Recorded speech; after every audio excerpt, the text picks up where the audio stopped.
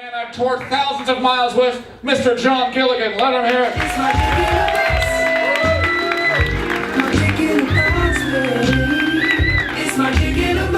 Hi, everybody. I'm John Gilligan. Just call me Gilly. I'll say, how you doing? You guys say, good, Gilly. How you doing? Right on. I'm going to start out with a quick story. I'm very lucky to be standing here tonight. I survived a massive heart attack called the Widowmaker. I don't know if you've ever heard of this.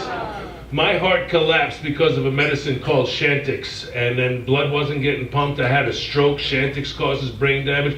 I don't have a short-term memory the way you guys know one, which is pretty cool because I can't tell lies. I can't remember them.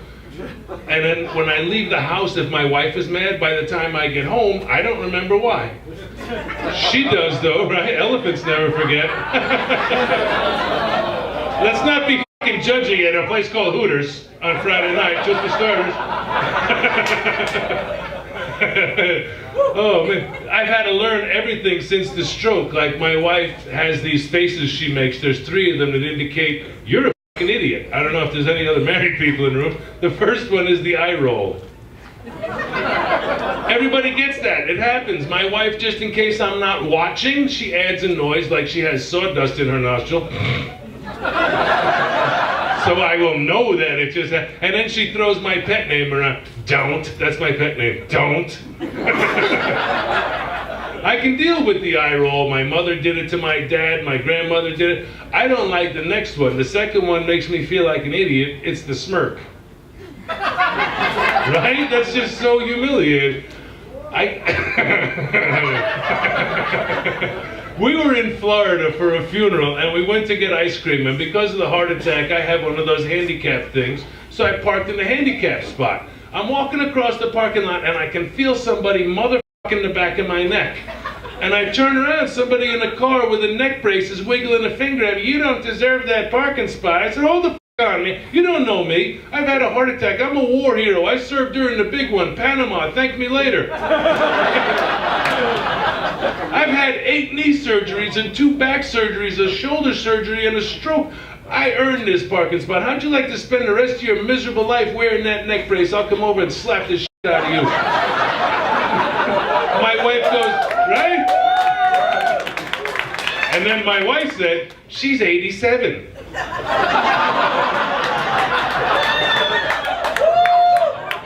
Yeah, well, this is Florida.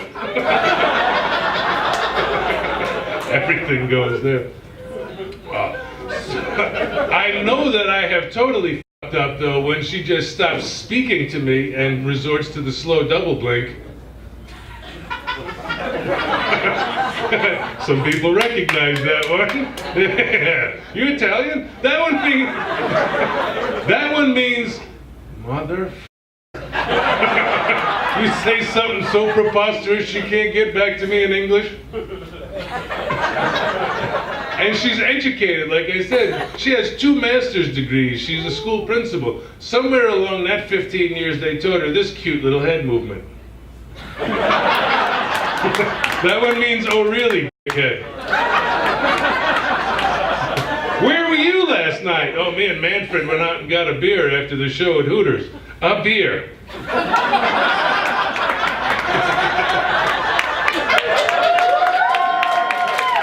Silent punchlines. I cannot tell you how much I appreciate an audience like you guys. I was here last Tuesday and there was 3 very large drunk women in the front from another country, shitty accent, and I was trying to talk over them, and finally I had to work with them, and I said, hey, that's quite an accent you have. Are you ladies from Scotland? And the biggest one got all angry. It's Wales, you fucking idiot. I'm sorry, are you Wales from Scotland?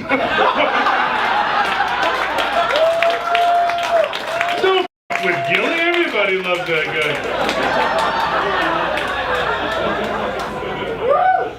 That reminds me, I have a neighbor from India who punches his wife in the head every night at 8 o'clock. On the dot.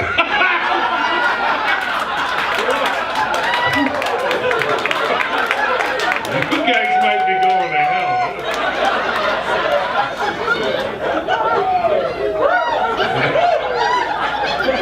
I'm so nervous, I want to win this jet ski.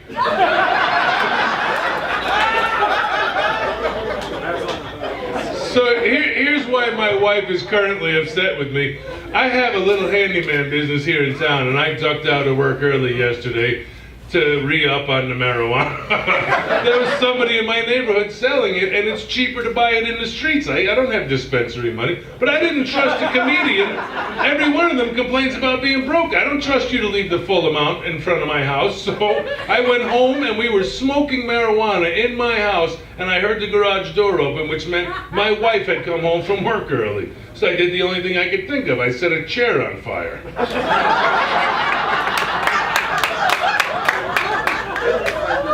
We've been married for 25 years. It's easier to explain a burning chair than daytime drug use with your loser comedian friends for the second time this week.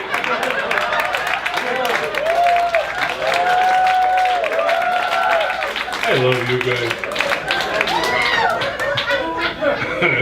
So, back in December, my wife took me, about that handicap parking thing. Let me just throw this out there. I have a handicap plate on this car. If you can get one, you have to. It's not even for the parking. I can get anywhere in the park. It's for drunk driving. They never pull you over for weaving. I think it's a hate crime. So anyway, my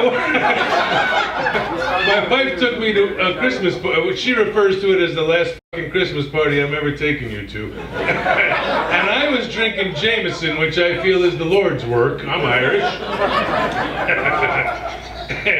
And I didn't know that if you have a stroke, maybe you shouldn't be doing shots of Jameson at a party because your tolerance is like down here. I found that out at a Christmas party in December. My wife's boss says, hey, did you guys see the news? There was a young female skydiver, 11,900 jumps, and her chute didn't open. At least she died doing something she loved. I said, I'm going to stop you right there. I think she enjoyed the feeling of a chute opening and surviving.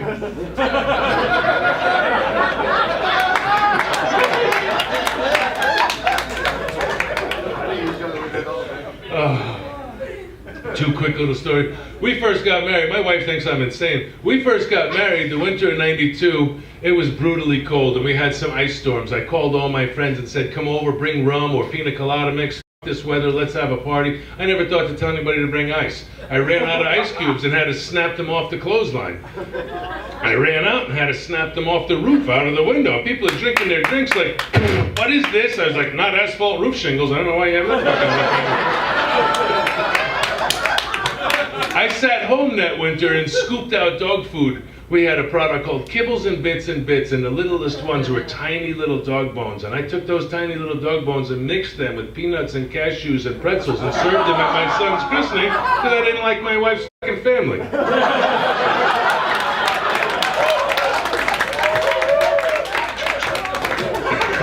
can't lie.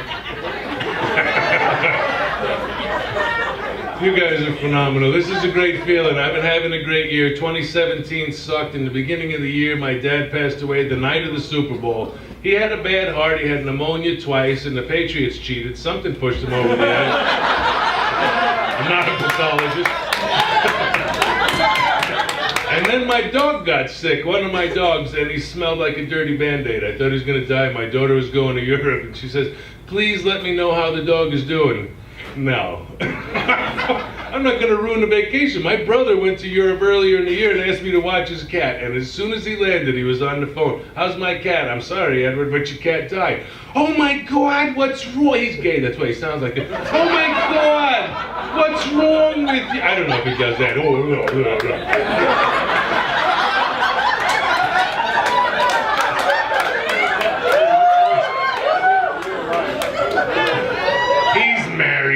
Having sex. What's wrong with you? You don't just say the cat's dead. You say the cat got out of the house and he's in a tree. And then I'll call you tomorrow and you say the cat got on the roof and things don't look so good. I'm sorry, I'm bitchy and I'm jet lagged. How's Dad doing? And I said, Dad's in a tree.